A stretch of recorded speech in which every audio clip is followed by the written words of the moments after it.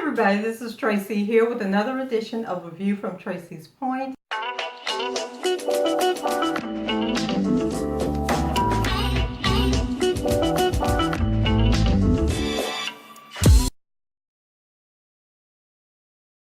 And we are here for a really short video, and I mean it this time. This is going to be a short video.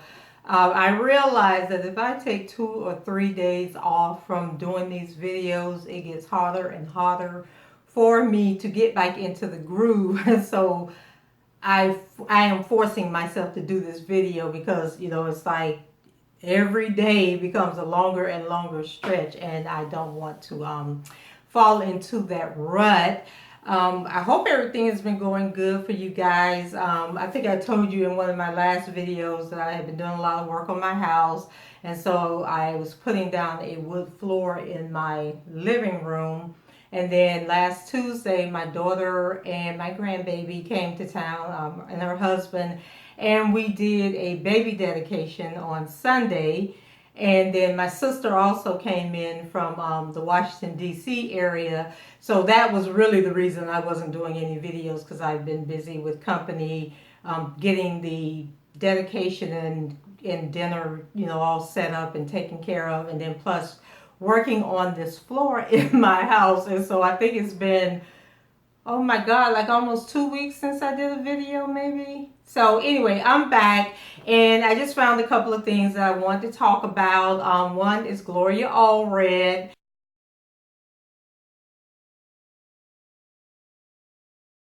And remember Chris Brown was in Paris, and he got himself into a little bit of trouble where the woman accused him of assaulting her, and then I think it turned out to be 2 of the guys that worked for him. One was a bodyguard and one was a friend of his. But anyway, they let Chris, they had detained Chris for a few days, but then they turned around and said that he could come back to the United States, I guess on the condition that if they had any hearings or anything that he needed to attend, that he would return to Paris to deal with that. Well, lo and behold, we have found out that Gloria Allred is somehow representing the woman that is accusing Chris of whatever took place at this hotel or whatever. And I'm like, how is she all the way over there? Like, what is her thing with black men? Like, is that her mission in life, is to lynch as many black men as she can get her hands on? Because I'm like, lady, mind your own business. This lady has an attorney over in France. Why do you need to be going over there, stirring the pot and carrying on? So anyway, they had a hearing that was set for today, and Chris Brown did not show up for the hearing. And I'm thinking, like, if I'm in America and this situation is over in France, am I really gonna get on the plane and go back to France to deal with that situation? Like, they should have known when they let Chris leave the country and come back to the U.S. that he wasn't coming back unless they came over here and got him and drug him back over to France. But here's a little bit on that story.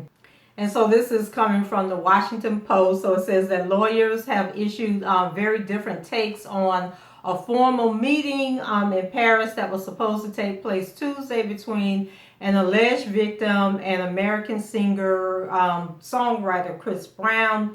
It says a lawyer for the woman who filed a complaint in Paris against Brown, Gloria Allred, so now she the attorney, I guess, claims that he has, quote, thumbed his nose at the shown disrespect for the French legal system after he did not attend the formal hearing. Brown's French lawyer says that he told authorities that Brown would not be making this hearing and that they needed to reschedule it.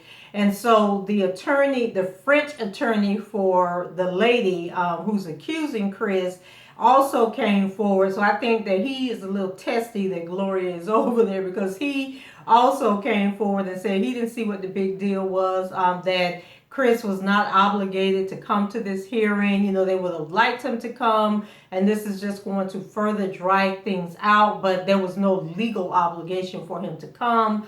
And that, eventually, like if they reschedule it and Chris doesn't come, then eventually they'll get to a point where they'll try and get a judge to issue a warrant to force them to come. And so I don't know how that whole thing works when you're in one country and the person is in the other country. Like, do they get the U.S. government involved and make them get some U.S. Marshals or something and bring Chris back to Paris to deal with this situation? And then I also couldn't tell if this was a legal situation or if this is a civil situation where this woman is trying to sue Chris Brown. It was a little fuzzy as far as what was the proceedings, and then they called it, I guess here we call it a deposition, but over in France they call it a confrontation. Okay, so maybe when Chris heard it was a confrontation, he was like, well, I don't want to be in no confrontation, so I ain't going over there for that BS. But anyway, I'm thinking it's like a deposition, and they were just going to get statements from everybody and try to negotiate a settlement or something like that. I'm not sure. But anyway, Chris didn't show up. His bodyguard didn't show up, and the best friend didn't show up. So I'm thinking they found out Chris wasn't going. They wasn't going either, because who was going to pay their airfare to get over there? You know, that's the other thing. So Gloria, why you didn't send them some plane tickets to fly over there with you? And why don't you mind your own business and stop trying to be up in everything? Like, who called you and asked you to be involved? Who is paying you? Who paid you to fly over there, Gloria? Like, does this woman have money to be paying you and everybody else that's involved in the situation? Child, I don't know. That was one thing I said I was going to bring to you guys. So there that is. What do you think about Gloria Allred? Does she need to get somewhere to sit down? I'd be like, how old is Gloria Allred? Because I'm thinking, you know, like in some professions, like with the AME church, my uncle is a bishop in the AME church, and when they turn 75, they get sat down, okay? They are forced to retire, even though he still preaches, like people still have him come and preach, but they technically are retired. And I think they need an age like that for Gloria Allred. Like, lady, stop. Go enjoy the rest of your years and stay out of everybody's business. So then the second story is Growing Up Hip Hop. Okay, y'all know that comes on June 13th, and you know that Drea Kelly is going to be on it. And then there was some speculation that the kids were going to be on there, but there was never really any true confirmation from Drea or the kids that they were going to be in there. But I did be on there. So I was on Instagram today, and Buku, aka Joann Kelly, finally posted and confirmed. She was like, it was so hard keeping it a secret, but basically she was letting her followers know that she is going to be on Growing Up Hip Hop. I don't know why it had to be a secret, why she's just now revealing that she's going to be on there. But she did do that reveal on her Instagram that she's definitely going to be there. And I don't know if you guys had seen the previous promo for Growing Up Hip Hop, where Drea would be sitting on the bed talking to someone, and she says that, all I can tell you is I don't know what it's like to be a child of R. Kelly's. I can only tell you what it's like to be his ex-wife or something like that, but you never saw who the other person was that she was talking to. So now they released a new promo where we actually get to see that it is Joann or Buku that's actually the person that's in the room with Drea that she's talking to. And then she responds and says something like, I believe that, this whole situation is going to follow her for the rest of her life.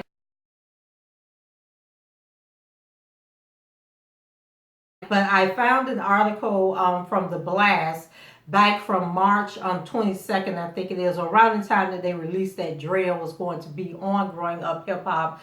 And basically they were saying that all three of the kids are going to be featured on the show. But their appearance on the show is really going to be focusing on Joann and her music career and trying to promote her and get her out front. And that's why they went on the show.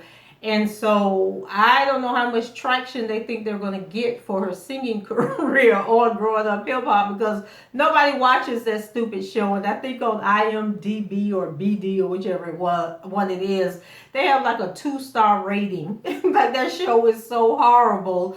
But I guess they're going to use this to try and boost the ratings. So, there's a campaign out there to boycott growing up hip hop, not to support Drea. So my question is, now that you know that Joann is going to be the central figure of them being on the show, are you going to tune in? Will that change your mind and you want to support Joann and her efforts? I don't really watch the show. I've tried watching it a couple of times, but it's just a horrible show. So I don't know. I think I would only watch it to come back and talk about it on this channel. So if you guys want me to do that, I will. Otherwise, I'm not probably even going to remember that the show is on, let alone trying to follow it and do a recap. But if you guys want me to, I'll do it. And then the other thing I was thinking, I said, now, how much is she getting paid? Because if Joann is an adult and she got a job, then it seems like R. Kelly can use that to stop that child support, like to get that child support reduced and say, hey, she on this TV show.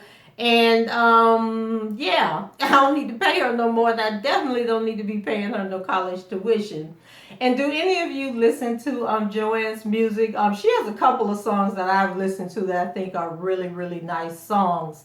And I'm just wondering, like, you guys know she has that song that she did with her father back in 2015, I think it is, called Wanna Be There or something like that. Do you think, because we know that he hasn't really, R. Kelly really hasn't, since Aaliyah, he hasn't propelled anybody's career. So do you think if there hadn't been that falling out between him and Drea, and somehow the kids got pulled into it, that he could have helped Joann's career take off? Or do you think it was best that he not really be a part of her career? Do you think that them being on the show is going to boost her career? Because right now you can tell that a lot of what she's doing, she's really, doing it as an independent artist. And, you can tell that her friends are helping her out with a lot of the cinematography and things like that. It's just not, it's a good job, and it's independent, you're not spending all this money, but you can tell that there is a difference between a professional production and then them just doing it themselves. And like I said, she has a couple of songs. They're cute little songs. I like her voice. And I would think that since she's R. Kelly's daughter, that somebody would have stepped in, like if they really thought she had talent, would have stepped in and tried to help her. Or are people staying away from her because she's his daughter? Like, where are the record labels that could really benefit? Like, if she had a machine behind her, I think that her career would be further along. Personally, I don't think her going on Growing Up Hip Hop is going to help boost her career at all. Because they haven't boosted anybody else's career that's been on there. So I don't know, you guys, let me know what you think. So are you going to boycott regardless if it's Drea, if it's Buku, if it's Jay, if it's Robert Jr.? Like, do you care that, the kids are going to be on there? Are you boycotting regardless? Let me know. And the last thing that I wanted to talk about on this quick short video that I'm doing for you guys tonight, Jim Derogatis. Y'all know that is the fat white man who is obsessed with R. Kelly, has been obsessed with R. Kelly. I think this year marks like the 31st year that he's been following, because according to him, he started following, no, not the 31st, I think 29th year, because he said he started covering R. Kelly in 1991. He said he's been following him. So you guys may not know, or you may know, that he has a book that's coming out on June 4th where he's doing what he has been doing for the last 29 years, done lost his job, done lost his wife, just obsessed with R. Kelly. So he has this book that's coming out, and it's called, the book is called Soulless, The Case Against R. Kelly. And I think I talked about, well, I know I talked about him in another video where he was on PBS, and he was basically saying, like, he has the stories of 44 women that he has been following since 1991 who have these stories about R. Kelly, but for some reason haven't gone to the police about their story. So he done wrote this book that we don't know is fact or fiction, because y'all know I told y'all in my last video how people just be out here lying, but folks be eating it up like it's the gospel when it ain't. But we're gonna move on from that. But so that's what this book is about. He's right now starting a promotion tour. He's supposed to do a book talk with Tawana Burke. That's the lady, the black lady who started the Me Too movement before it was hijacked by the white actresses. So they're going to be doing the talk. He's going to be doing a talk, I think, with some of the accusers from the whole Surviving R. Kelly series. So he's pulling in these black women, and they're going to go out on the road with him to help him promote this book. Now, I'm kind of on the fence about what I'm about to say, because you guys know that I am an author, and as an author, I should be telling anybody to boycott another author. You know, just can't do that. But what I want to ask you guys is, are you going to buy this book? Are you going to tell people to buy the book? Are you not buying the book, and you're going to tell people not to buy the book? I know there's a lot of R. Kelly support channels that are putting up this image, which has a picture of the cover of the book and a red X over it. You know, saying don't buy the book, boycott the book. I know personally I have no interest whatsoever in buying the book, because I think this man is cuckoo for Cocoa Puffs, okay?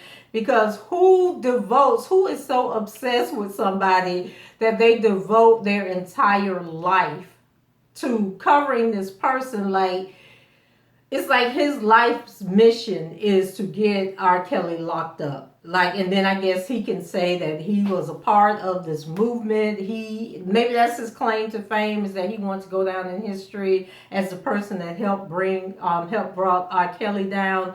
I don't know, but the book is called Soulless: The Case Against R. Kelly, and I'm assuming that if you are a R. Kelly supporter, that you are not going to buy this book, and that you're going to tell everybody else not to buy this book also.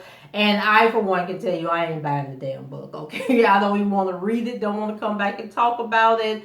If I come across some excerpts, and actually I think I did download a link that I was going to do for another video where they're actually talking about the book and have an excerpt from it. But it was basically everything that he's already said about the book over the last 29 years that he's been stalking R. Kelly. So I don't see where there's anything new in this book from what he has already said, already talked about, you know, because he has the same song and dance over and over and over again. So I do have a update, some update information on the whole R. Kelly, the case, the rumors that there's supposed to be some federal indictments coming down in the next day or so. What's going on with Michael Avenatti crazy behind? But I'm going to put all that in another video that hopefully I will bring to you guys tomorrow night. But I really just want to bring you something tonight, because it was like every day I kept putting it off. It just took me that much longer to get back, and I miss you guys, okay? So I wanted to say hi, bring you a little short video, let you know I'm still alive, I'm still here, I'm still flapping my jaws, okay? And that's it for me. Let me know what you think about Gloria Allred taking her busybody behind over to Paris, inserting herself in the Chris Brown situation. Are you going to watch Growing Up Hip Hop now that you know that Buku is going to be on there, and perhaps the other two kids are going to be on there? And then let me know if you're going to buy Jim Derogatis' book, Soulless: The Case Against R. Kelly. And if you're not going to buy it, are you going to tell other people not to buy it? Okay. All right. So that's it for me, guys. Leave your comments below, rate the video, and subscribe to the channel if you haven't done so already. And until the next time, I shall talk to you guys later. Bye-bye.